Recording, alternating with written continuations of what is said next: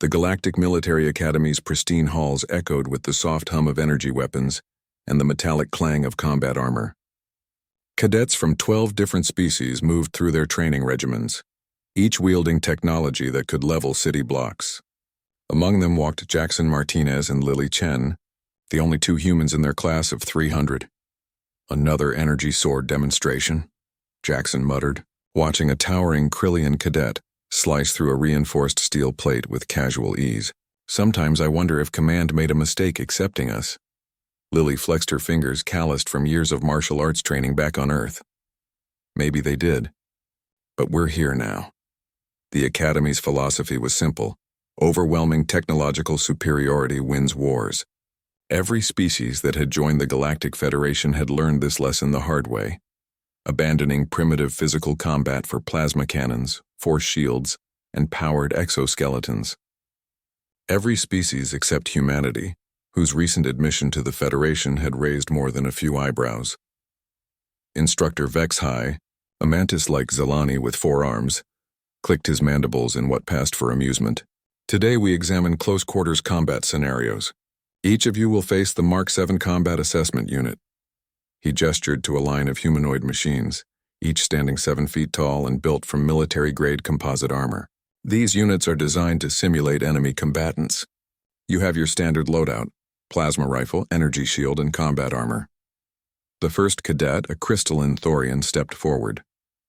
Energy crackled around her as she activated her shield and raised her weapon. The dummy came alive, moving with mechanical precision. Within seconds, focused plasma bolts had reduced it to smoking slag.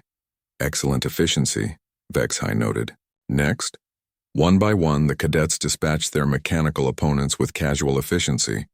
Plasma, particle beams, sonic disruptors. The technology varied, but the result was always the same: quick, clean, distant destruction. Jackson's turn came and went in a flash of energy weapon fire. His shots were precise, his movements economical.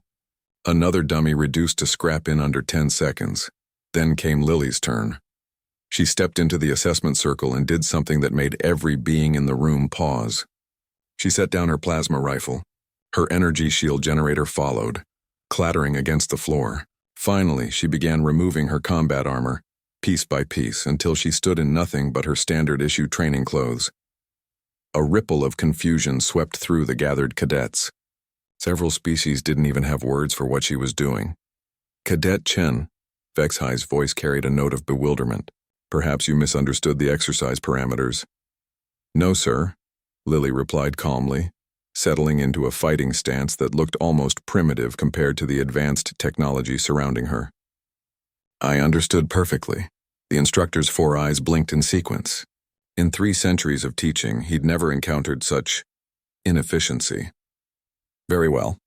Begin assessment." The Mark 7 Combat Assessment Unit activated with a mechanical whir. 7 feet of military composite and servo motors. It had been designed to simulate the most dangerous enemy combatants in known space. Its optical sensors locked onto Lily, analyzing threat levels. Error. Insufficient threat detected. The dummy's tactical systems struggled to process what they were seeing. No energy signature. No weapon discharge. No technological enhancement of any kind.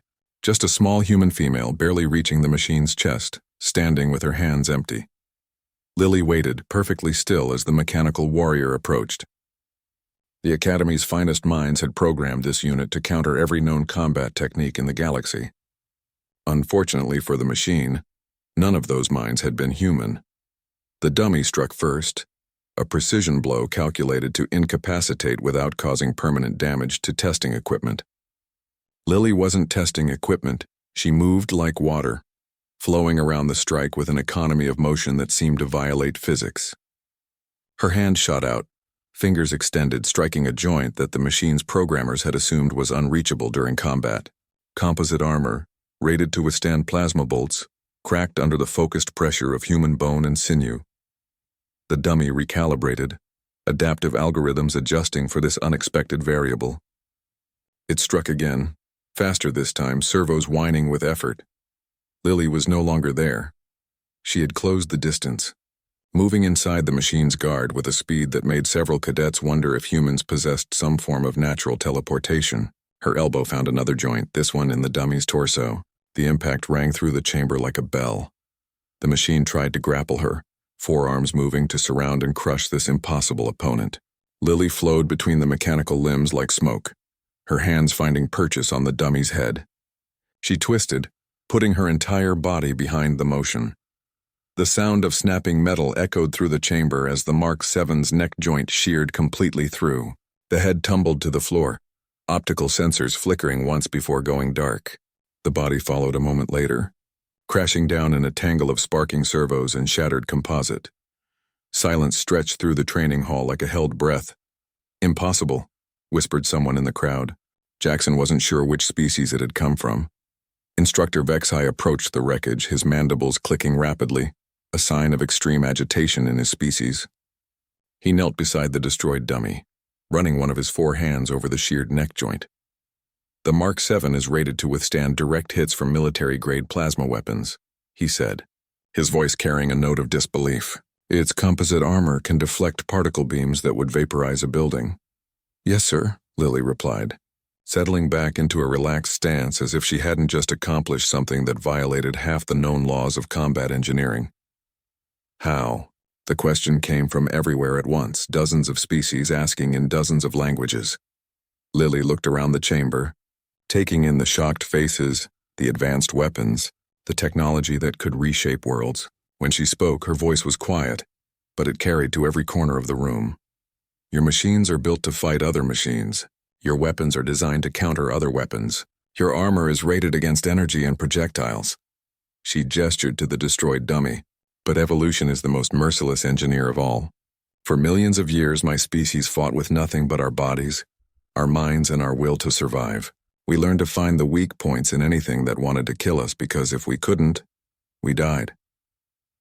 She picked up her discarded equipment, beginning the process of rearming herself.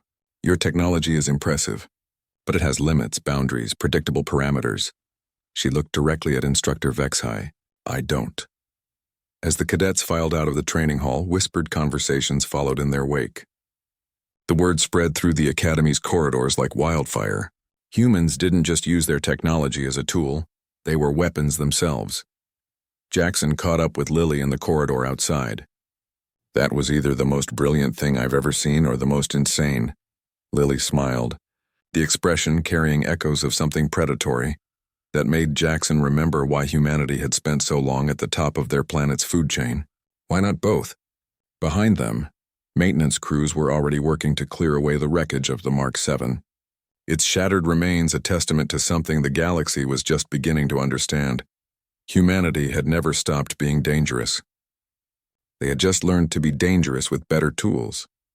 In his office overlooking the training complex, Academy Commandant Zephyros made a note in his official report. "Recommend immediate revision of close-quarters combat protocols. Human cadets require specialized assessment parameters." He paused, stylus hovering over the data pad, then added, "Suggest all future Mark VII units be equipped with reinforced neck joints." The galaxy was about to learn that some species hadn't forgotten how to be monsters.